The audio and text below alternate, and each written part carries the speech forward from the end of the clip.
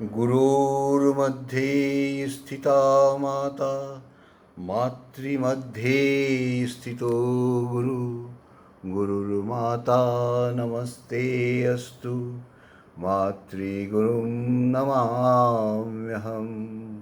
हरे कृष्ण कृष्ण कृष्ण हरे हरे हरे राम राम राम हरे हरे। भक्तगण सादर प्रणाम। आज के चर्चा का विषय है वृंदावन में रहते समय प्रेत दर्शन। वृंदावन में रहते समय प्रेत दर्शन।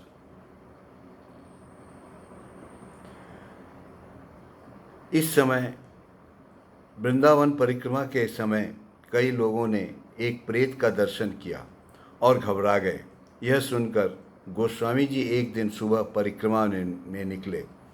कुछ दूर जाने पर उन्होंने देखा कि एक वैष्णव हाथ में माला लिए हुए उनके आगे आगे चल रहा है। उसकी अस्वाभाविक चाल से गोस्वामी जी को संदेह हुआ। वे कुछ तेज चलकर उससे आगे बढ़ गए और परिचय पूछने लगे। वैष्णव ने उत्तर दिया, मैं वृंदावन के गोविंद मंदिर में सेवक था। सेवा की वस्तुओं को चुराकर अपव्यवहार करने से मुझे प्रेत बनना पड़ा। मैं बहुत क्लेश में हूँ। सर्वदा वृश्चिक दर्शन जैसा यंत्रणा भोग रहा हूँ। गोस्वामी जी ने कहा, आप जो सर्वदा हरिनाम जप कर रहे हैं, इससे क्या कोई उपकार नहीं हो रहा है? उन्होंने कहा कि यह पूर्व अभ्यासवश हो रहा है, इससे कोई लाभ नहीं हो रहा है। उन्होंने अपना संपूर्ण परिचय देते हुए गोस्वामी जी से कहा कि देश में मेरी बहुत संपत्ति है। आप यदि कृपा करके मेरे उत्तराधिकारियों के द्वारा मेरा विधिवत श्राद्ध कर्म करा दें तो मुझे शायद मुक्ति मिल जाए। गोस्वामी जी ने उनकी इच्छा अनुसार उनके उत्तराधिकारियों से श्राद्ध कर्म कराया।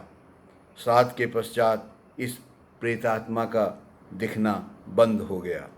मृत व्यक्ति के लिए हिंदू शास्त्रों में शास्त्र पिंडदान की आवश्यकता बताई गई है। गोस्वामी जी द्वारा कही गई यह घटना श्राद्ध और पिंडदान के महत्व को सूचित करती है। श्राद्ध कितना जरूरी है, इसका गोसाई जी ने यहाँ पर विवरण दिया है। गोस्वामी जी जब वृंदावन में रहते थे तो इसी समय एक घटना और घटी। एक नारायण स्वामी नामक एक साधु था। वह गोस्वामी जी को नारायण का दर्शन हेतु आमंत्रित किया। एक कमरे की तरफ देखते हुए उसने कहा कि आप नाम जप बंद करके थोड़ी देर उधर देखिए। गोस्वामी जी श्वास प्रश्वास में सर्वदा नाम जप करते थे। साधु की ऐसी बातें सुनकर उन्हें संदेह हुआ। उस कमरे की ओर देखने पर उन्हें चतुर्भुज नारायण की मूर्ति दृष्टिगोचर हुई, लेकिन भगवत दर्शन से चित्त में जैसा दिव्य आनंद का अनुभव होना चाहिए वैसा नहीं हुआ। देखिए, भगवत दर्शन अगर हो रहा है तो चित्त में बहुत आनंद मिलेगा, मगर यह गोसाई जी को नहीं हुआ। गोस्वामी जी ने साधु को डांटते हुए कहा कि यह सब क्या भौतिक कारोबार है? लोगों को ठगने के लिए तुम इस प्रकार किया करते हो। साधु ने कहा कि मैं धनी और बदमाश लोगों को इस तरह नारायण मूर्ति दिखाकर धन राशि अर्जित करता हूँ, उनसे मंदिर घाट आदि का निर्माण कराता हूँ। आप मुझे क्षमा कीजिए, आप भगवत भक्त हैं, मुझे मालूम नहीं था। गोस्वामी जी ने उसे इस प्रकार लोगों को धोखा न देने और कपटाचार न करने के लिए कहा। साधु ने भी परिचय में इस ऐसे कार्य नहीं करने का संकल्प किया। इस प्रकार प्रेत सिद्ध, कर्ण पिशाच, सिद्धि, परिसिद्धि आदि सिद्धियों को प्राप्त कर साधु लोगों को भविष्य की बातें बताकर उनसे अर्थादि वसूलते हैं। इनसे सावधान रहना ही उचित है। गोस्वामी जी ने कहा कि किसी तरह की लौकिक क्रिया या प्रेत क्रिया या भविष्य बताने से बहुत सावधान रहना चाहिए और इन लोगों से दूर रहना चाहिए। गोस्वामी जी ने कहा था, नाम जप करते रहने से इस प्रकार प्रेत सामने नहीं टिक सकते हैं। अगर आपको कभी महसूस हो कि आप प्रेत का दर्शन कर रहे हैं या गलत जगह पर पहुंच गए हैं, तो वहाँ नाम का आसरा लीजिए। नाम के जपने से प्रेत वगैरह किसी तरह की आत्माएं नहीं टिक सकती। प्रेत देवताओं के विशेष चिन्ह को भी धारण नहीं कर सकते। इस घटना का उल्लेख करके गोस्वामी जी ने साधुओं के लक्षण बचाए। असली साधु कभी आत्म प्रशंसा नहीं करते। दूसरा, वे पर निंदा नहीं करते। तीसरा, अपनी किसी भी प्रकार की शक्ति का प्रदर्शन नहीं करते हैं। ये साधु के विशेष गुण होते हैं। आइए अब हम सब मिलकर थोड़ा भगवत कीर्तन करें और प्रभु के नामों का गुणगान करें।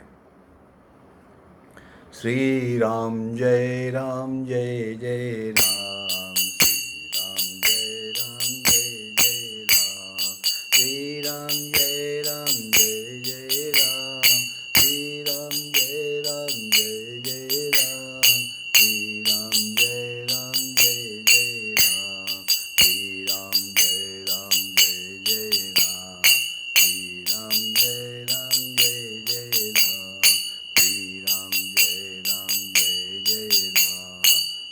राम जय राम जय जय राम, श्री राम जय राम जय जय राम। गोस्वामी जी साधु के और गुणों का चर्चा करते हुए अपने शिष्यों से कहा कि साधु किसी के विश्वास को आघात नहीं पहुंचाते हैं। ऐसी बात नहीं कहते हैं कि किसी के विश्वास को आघात पहुंचे। साधु किसी की बुद्धि में संशय पैदा कर उसे अपने दल में लाने की चेष्टा नहीं करते हैं। साधु लोग सर्वदा ईश्वर पर निर्भर रहते हैं। साधु लोग सर्वदा मनसा वाचा कर्मणा शास्त्र और सदाचार की मर्यादा का पालन करते हुए चलते रहते हैं। साधु किसी से कुछ भी वे नहीं मांगते हैं। साधु किसी से कुछ भी नहीं मांगते हैं। ये साधु के लक्षण हैं। अतः साधकगण, अगेन मैं आज पुनः आपसे निवेदन करूँगा, नाम जप, पाठ और कीर्तन, ये हमारे 3 अस्त्र हैं जिसके द्वारा हम इस संसार को विजय करेंगे, ईश्वर की तरफ बढ़ेंगे और ईश्वर का नाम करेंगे। अतः रोज नाम जप, पाठ और कीर्तन, संकीर्तन, भगवत नाम। जय श्री राम।